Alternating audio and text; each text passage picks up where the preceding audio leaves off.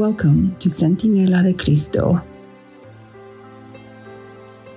Blessings, this is Pastor Luis Luciano from Oklahoma.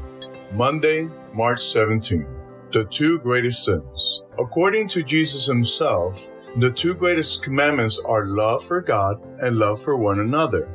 And carrying out these commands involves sacrifices that tangibly show love to others, which is what following in the footsteps of Jesus is really about. Now, if the two greatest commandments are love for God and love for others, what are the two greatest sins? Read Psalm 135, 13 to 19. What does this reveal about a common sin emphasized throughout Scripture?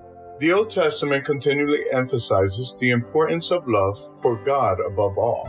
See Deuteronomy 6:5. This is closely related to the great sin of idolatry, which is the opposite of love for God. Read Zechariah 7:9 to 12. According to the prophet Zechariah in this passage, what does God decry? How does it and the sin of idolatry relate to the two great commandments?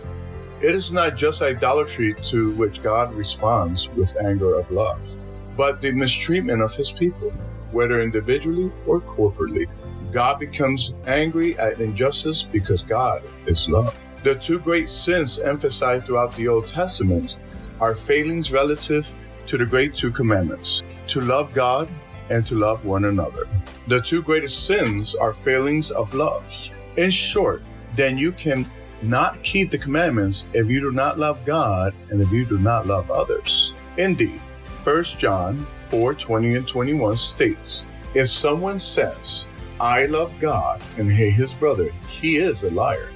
For he who does not love his brother whom he has seen, how can he love God whom he has not seen?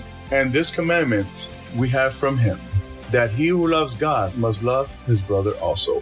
How do you explain why love for God cannot be separated from love for others? How do you understand this unbreakable link?